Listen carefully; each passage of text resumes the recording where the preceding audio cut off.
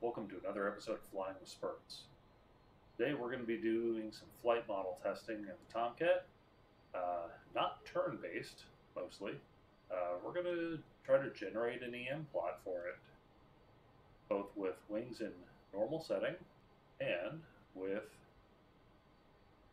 the big flaps down.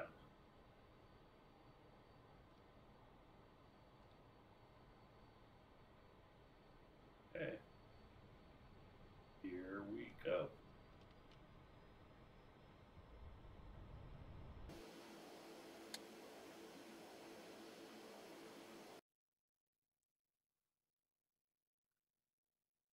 Okay. So we're not going to sit here and watch me do all the boring flight test footage because honestly, it takes 20 to 30 minutes per plane to do all this. It's a pain. It sucks. So we're going to skip ahead to the results.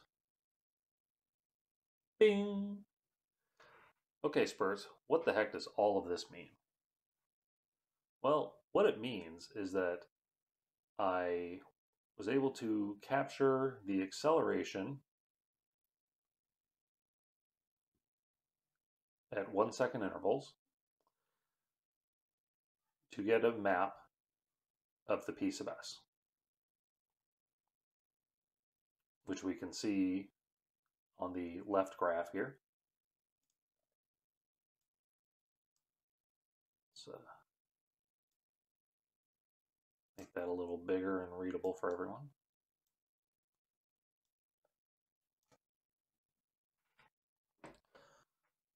So here we have the piece of S in the auto sweep mode. Now, heat blur already acknowledges that there are a few issues with transonic drag, so we're not really going to be too concerned about that right now.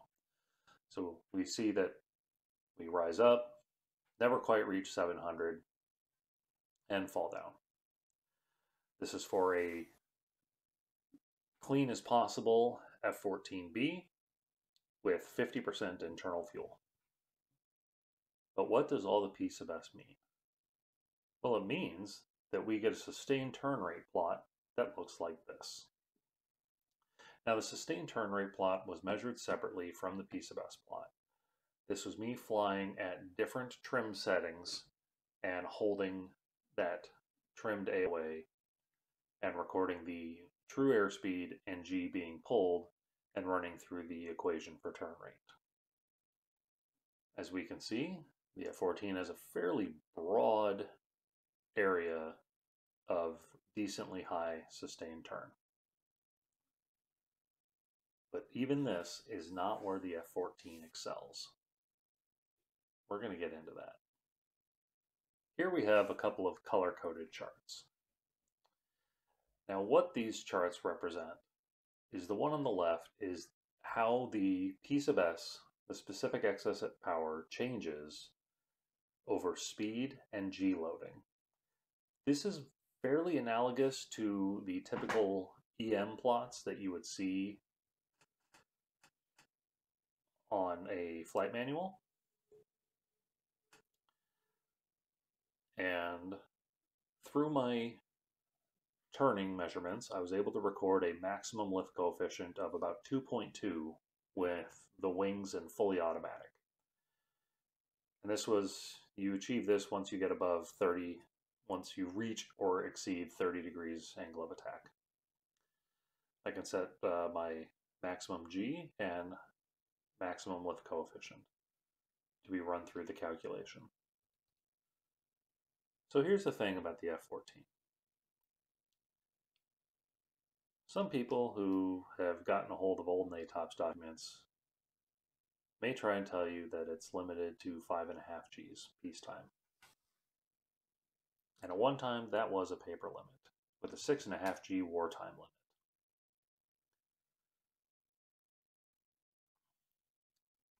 Well, when it was originally designed, it was a 7.5 G plane.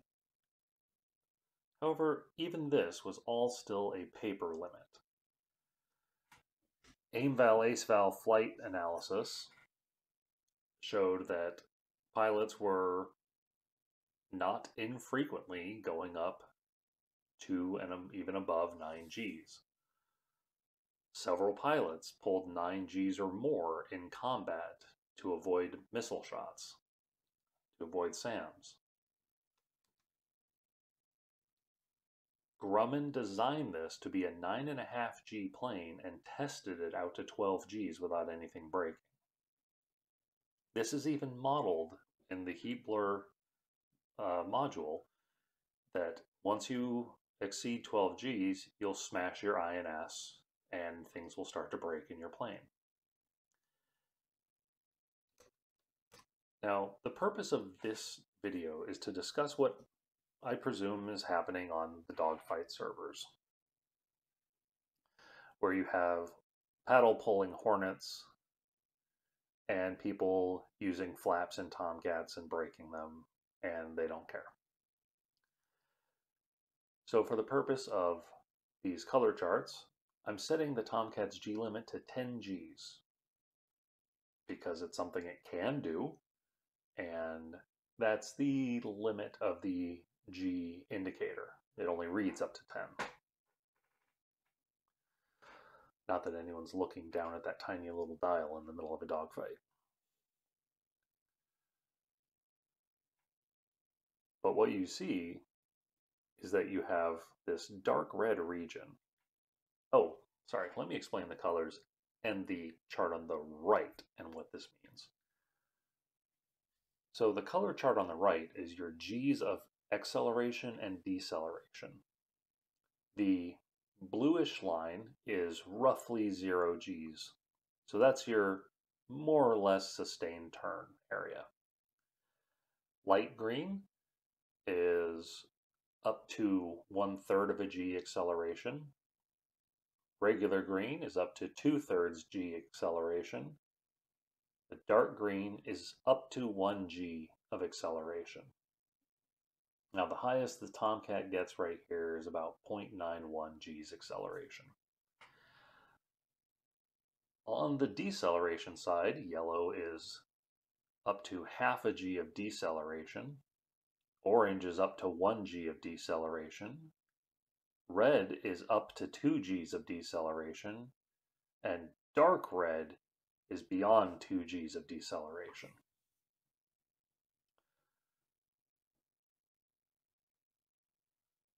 Now, since we're looking at what people are doing on the servers, this is the wings in auto. What happens when somebody throws the big barn door flaps down? Well, this is what happens. With the big flaps down, the maximum lift coefficient increases to 2.73. This is what allows the Tomcat to pull such tight turning circles, and it's also what allows it to have a carrier approach speed 10 knots lower than the Hornet, even though it weighs so much more. Now on the right color chart, we see a little bit of over 1 G acceleration possible, meaning at this light of a load, the Tomcat could theoretically point the nose straight up as low as 0.2 Mach and could conceivably climb away. But you see all that dead white space? That's space where you have now lost all your performance because your top speed is 0.66 Mach. That's it. And while your sustained turn has gone way up on the low end, let's look at that real quick. So here's the sustained turn plot. And you recall that on auto, we were around the 17, 18 for most of the flight envelope. Well, now we're pushing up above 19 and reaching into 20. And this is way down at, in the 0.4, 0.45 Mach region. This is where a lot of people who swear by the big flaps are deploying the flaps, rating around like this, because while the rates are comparable to what Hornets and Vipers are doing, the speed is so much lower that you're getting a tighter radius. Back to the color plot. But I'll have you notice that overall, the climb performance is drastically worse once you put down the flaps. But then, how does any of this actually compare to a paddle pulling Hornet or a Viper?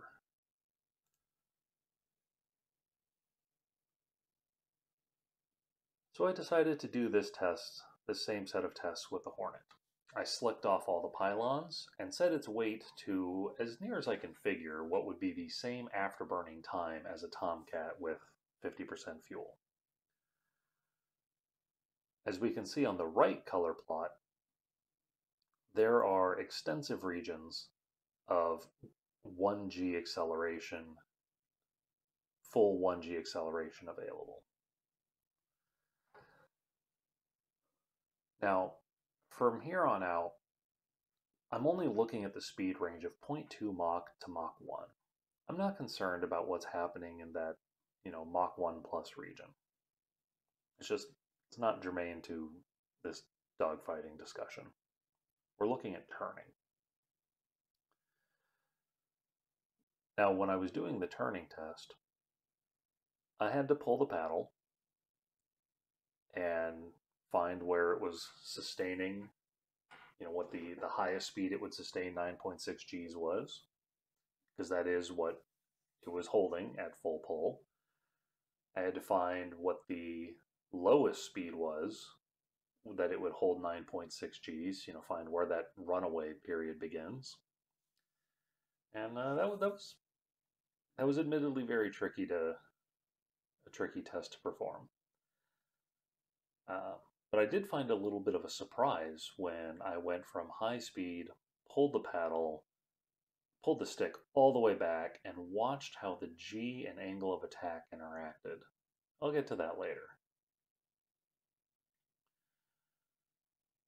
Now, this chart unfortunately only goes up to 25 degrees per second. But you can see how once you get down to 0.4 Mach on the right color chart, you get that red. You have a full 1G of deceleration when you're already slow. That gets terrifying, but we do see that in general, we have a nice high arcing blue section, lots of green. In fact, let's look at the actual PSS and turn rate plots. So here's the PSS for the Hornet, and we see that it's pretty modest at low speeds, and then it balloons up as you get towards the higher speeds. For sustained turn rate, we see something, so the kind of flat region between 0.8 and 1.0 Mach, that's where you're going to have the 9.6 G runaway acceleration. Now, I don't know if dogfight servers have GFX turned off, and that's why people get to play around up here, but that's just kind of foolish. Of interesting note is this high peak at 0.7 Mach of 20 degrees sustained turn. This is what everyone is upset about with the paddle pulling Hornets, and is honestly within the realm of the Lot 20's performance. The only sustained turn indicator we have indicates that this should be within reasonable performance. What about the Viper? The Viper sustained turn plot is challenging at best. It also is holding a solid 9 Gs from 0.8 Mach up to above Mach 1. Tapers off past then, but it has a lower limit of about 0.37 Mach. The weird divot you see there is because that was a transition from full afterburning with aft stick, full aft stick, and then I went to full military power with full aft stick. And that's why you see that dip down to about 9 degrees per second, down from 16. So the F-16 really has a narrow speed window from between 0.4 and 0.8 Mach that it gets to play around in without having runaway acceleration. It just doesn't slow down. Let's look at its piece of S. Now here we see what looks to just be a runaway ramp of specific excess power. The faster it goes, the faster it gets faster. And this will come into play with the Viper's actual strength in BFM. Okay, on to the color plots. Now here the color plots get a little disingenuous because the F-16's flight control limiter doesn't allow you to pull the 1.64 lift coefficient AOA all the way up to 9 Gs. 9.3. So we're going to have to ignore that little top part of the plot. But if we look at the right color chart, you see how large of a region you can accelerate at 1G. So the purpose of the F-16 is not to just to sit there and try to hold best rate speed and hope that you win. You go ahead and you pull on that limiter and you get down to about 350 knots. Then you unload a little bit and then you start accelerating rapidly back up to 450 knots. And then you just do that. Or I'm sorry, that's one option. You can accelerate while turning faster than every other plane can accelerate in flat and level flight. That is your advantage in the Viper. Power. The other way to use that power is vertically. Now, what do these charts look like if they're actually laid over top of each other? Bing! What we have here is the F-14 with the dotted line representing somebody using the full flaps all the way down up to 10 Gs. And the solid red line is somebody leaving the wings in auto. Now we can see that below 0.5 Mach, the Tomcat with flaps down has a substantial advantage in turning. But we already discussed how its climbing and acceleration is completely neutered. But this will break your plane. And really, you can have it both ways. So now you see below 0.3 Mach, this little line that squiggles up from the solid line to the dash line. That represents what happens if you only deploy the flaps below 200 knots, like myself. It lets you maintain the higher turn rates and lower turn radii and sustain it at the lower speeds so that you can try to get in a nose position advantage. Once you have that nose position advantage, clean up the flaps and accelerate into a different position advantage as needed, or take the shot if you're within shot parameters. So from here on out, we're only going to look at the Tomcat's performance, assuming that you're actively maneuvering the flap handles up and down to avoid overspeed. Hey, Professor Spurts, you forgot to tell us what these black lines are that are going up. Those are radius bars. The top leftmost is 1,000 foot radius, then 1,200 feet, 1,400 feet, 1,600 feet. So as you can see, the Tomcat has the immense ability to pull under 1,200 foot radius turns throughout most of the speed range, and the ability to have an incredible 30 degrees per second peak turn rate. Why? Because when you pull the stick back, you're commanding an angle of attack, and the Tomcat will give it to you even if it rips the wings off. I've had the wings fully swept back and ripped the wings off by still being able to pull 20 degrees angle of attack at high speed and hitting 37 Gs. Pop. Oops, there they go. So what happens when we add the Hornet into the mix? So the Hornet also makes a lot of lift at low speed and high angle of attack, as we can see by the fact that once you get down to about 0.3 Mach, it also can get under 1200 foot radius. And eventually it can even match the same turn radius at 0.2 Mach as a flaps down Tomcat. But notice how it doesn't get to hold that same type of pull all the way up, the way that the Tomcat does. What I found when I did my deceleration test was that if we follow these blue lines over towards, 0.8, a little above, we see the lines cross. This is where I put an arbitrary value above 9.6 Gs in order to show that the sustained turn surpasses the instantaneous turn. When measuring the instantaneous turn, I held the paddle, pulled the stick back, and let the flight control limit do its thing. And what I found was that the maximum available G started to decrease when I was still only about 15 or so degrees angle of attack. And angle of attack available started increasing and G started decreasing all the way back until I got to, I want to say it was about 0.4. Now, about 0.4 Mach was when the pitch rate really looked like it was coming around, but that was mostly me just hitting higher angles of attack.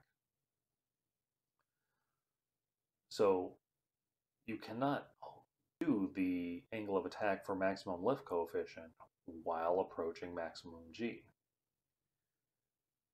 The effect is similar to, but a little bit less pronounced than what happens with the Viper. Now keep in mind, the Hornet is notionally a 7.5 G plane at this weight.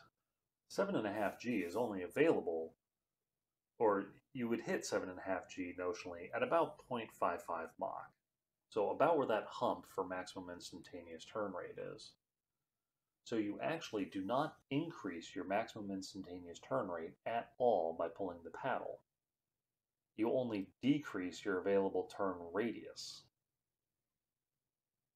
So again, paddle pulling does not save you. What would it look like if there was no paddle pulling? Let's see. Bing! So now this dark blue purple line shows you what it would look like if the Hornet flight control system operated the same way that the Tomcat's direct control system works. If you could hold 35 AOA all the way up to 7.5 Gs. Now, we already saw a full G of deceleration at 0.4 Mach down at 20 degrees or down at the 20 degrees per second line. So you can only imagine what the deceleration would feel like.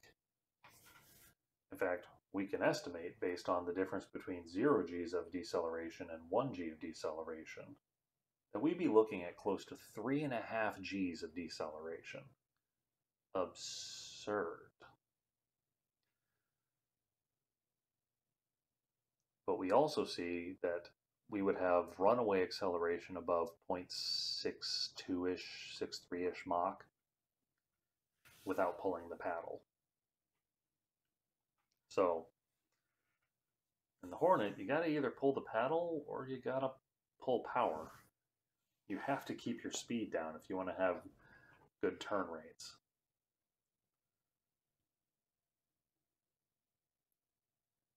Now let's compare the modded Hornet to the full flaps Tomcat just for grins. You see how similar their turn radii are. Of course, this model of the Hornet is still limited to 7.5 Gs. But let's get rid of this hypothetical Hornet. So what we see is that when it comes to the energy game, the sustained turn rate, or even climb rate, the Hornet's going to beat the Tomcat. Just is. The 402 powered Hornet is an absolute monster. Has the same notional thrust to weight ratio as a Block 52 F-16. Where the Tomcat has the advantage is instantaneous turn rate available and turn radius across most of the speed regime.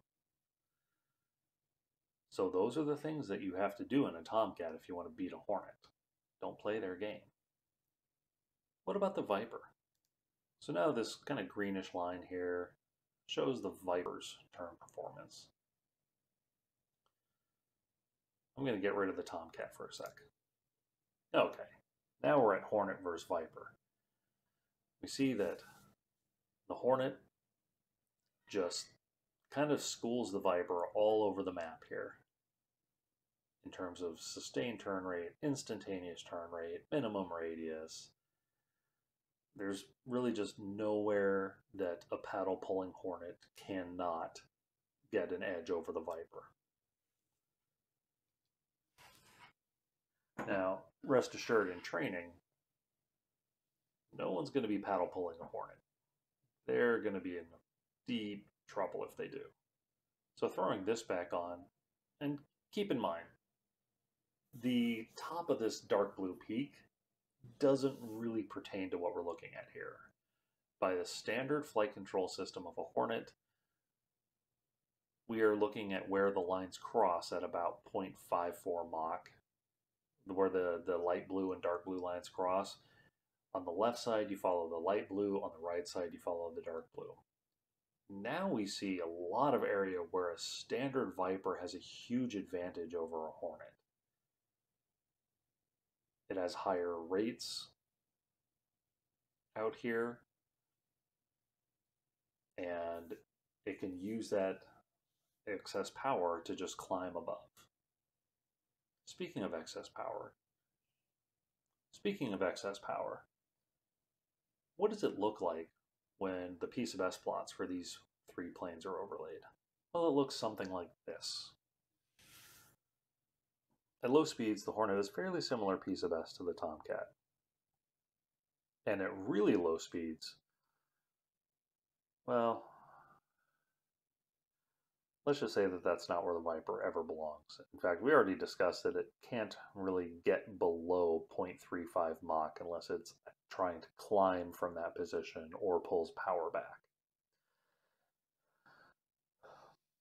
Above 0.5 Mach, the Hornet enjoys a substantial climb and acceleration advantage over the Tomcat. And at all speeds, the Viper enjoys the biggest advantage. Most remarkably, once you get above 0.8 Mach, or really above 0.6, where it just diverts rapidly.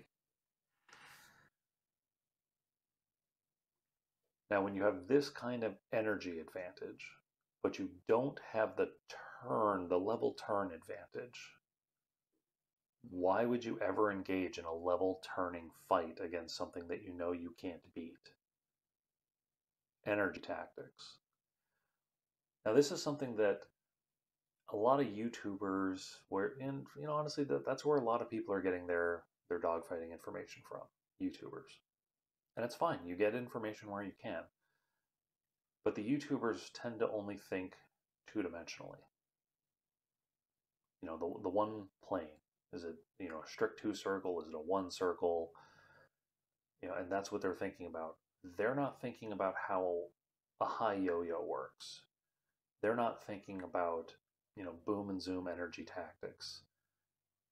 These are areas where the Viper is so superior that that's what you need to be doing if you can't win the horizontal turning fight.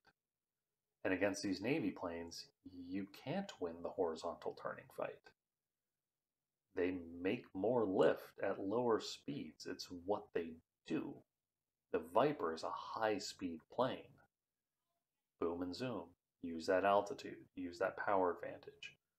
that's my little analysis about why you don't want to fly around with the flaps down on the Tomcat all the time, why there is advantage in dropping them at lower speeds,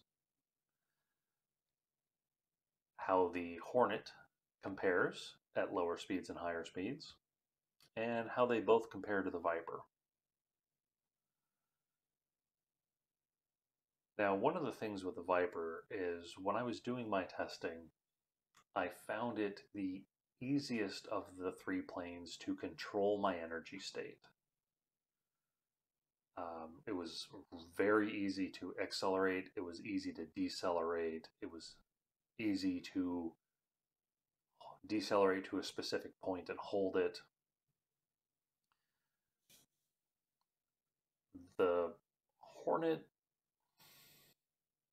it was a little harder to get to a specific point and hold it. The Tomcat, I just had to rely on trim because I don't mess with the trim of the Hornet and the Viper. I'm doing those by manual pulls. In the Tomcat, I was just adjusting my trim incrementally and watching it change my AOA on the AOA gauge next to the HUD. So that's a little different. In reality, when I'm dogfighting in the Tomcat,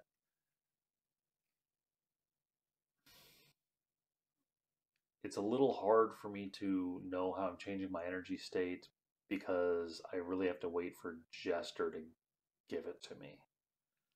I know what my angle of attack is. I can feel that by how much the plane is shaking. But once I push down below 15 degrees and the plane stops shaking so much, I'm having to listen to those call outs, speed 200, speed 320. I have to wait for him to tell me when I'm at the new speeds so that I know when to start pulling hard again or pull back power. You just don't have that information in the HUD or helmet mounted displays like you do in the Hornet and the Viper. And that is a huge, huge advantage for the newer jets. Now, one thing that I do want to highlight is how the behavior at the bucket, that's what I call the bottom of the piece of S line at the far left, how the bucket behavior is. The F-16 can't even get into the bucket. It stays up at too high of an airspeed. The Tomcat, when you get all the way down to the bucket, will try to roll wings level. I had to hold, when I was measuring sustained turn with the flaps down, I had to hold full left rudder in a left turn at 500 feet off the water while doing cross control stall to still hold the left wing down. If I held the neutral lateral stick and full left rudder, I would roll right slowly and go to wings level and start climbing. That's kind of, that's the level of stability it has. Is that it wants to be wings level when it's at that condition, and it will do everything it can to get up there. But once I get into that right control condition, I can hold that low speed. I actually have a sustainable minimum speed. The Hornet does not. Even at this light of a weight, when I pull all the way back on the stick, I reach a point where I am sinking no matter what. And I have to stop turning and roll myself wings level in order to avoid crashing into the ocean. And once you get up above 36 degrees angle of attack and speed starts to creep down towards 100 knots, you don't have a whole lot of control there. The flight control computer is already doing everything it can. So I have not had any success in holding a bucket turn in a Hornet. I haven't. Maybe you have. If you have, let me know. If you have YouTube, send me YouTube. If you don't, send me a TAC view. I would love to see what you did.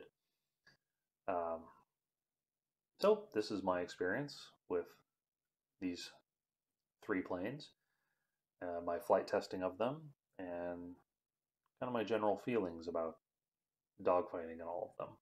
I love them all for their own unique characteristics. All right. Thanks for watching. See you next time.